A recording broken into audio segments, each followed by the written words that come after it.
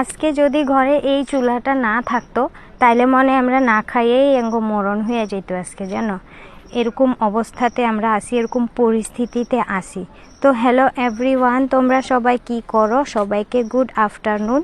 আজকে কিন্তু আমি সকালের আশিবাসি কাজ কাম শেষ কইরা তারপরে সারাদিন আমি কি কাজ ধাজ করি সেগুলো তোমার লগে অল্প স্বল্প শেয়ার করলাম।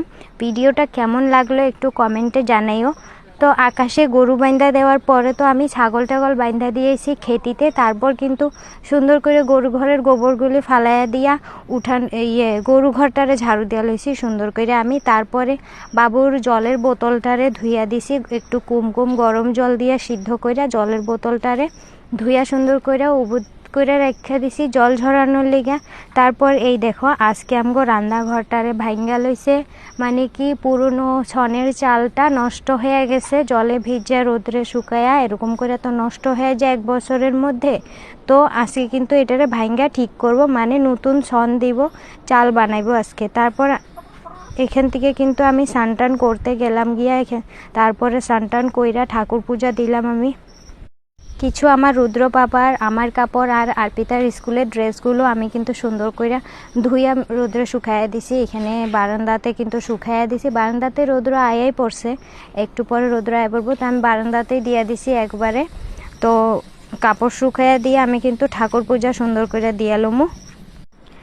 আর এইটুকু অল্প কাজ করতে করতে আমি কিন্তু অনেক লেট হয়ে গেছি। দিদিও ওইদিকে কাজ করতেছে, দাদা তাগোর লগে নতুন ছনের চাল বানাইবো। তো রান্নাঘরটা পুরা এলোমেলো হয়ে রয়েছে, ছিটটা রয়েছে, তো রান্নাঘরে তো রান্না করা যাইবো না, আমি আজকে বাইরেই রান্না করতে লাগবো।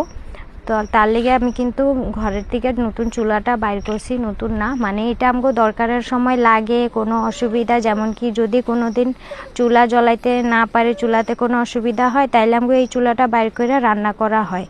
তো আজকে ওই চুলাটা দিদি বাইর করে রাখিয়া দিছে। তারপরে দিদি কিন্তু তাগর লগে দাদা তাগর লগে কাজে লাগিয়ে পড়ছে, আর আমি ঠাকুর পূজাটা সুন্দর করে দিয়া লইতেছি। তারপরে চুলাটাতে রান্না বয়া দিছি আর সবজি কুইটা লইতেছি। আজকে রান্না করা হইব ভাত, ডাল আর বেগুন।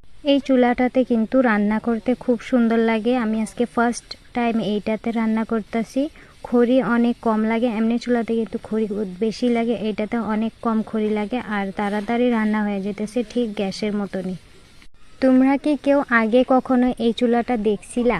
যদি দেখা থাকো কমেন্টে জানাইও। আমি তো ফার্স্ট টাইম এটা দেখছি আর এটাতে রান্নাও করতেছি, দিদি আজকে বার করে দিল। তো এখনের জন্য এইটুকু, বাই বাই।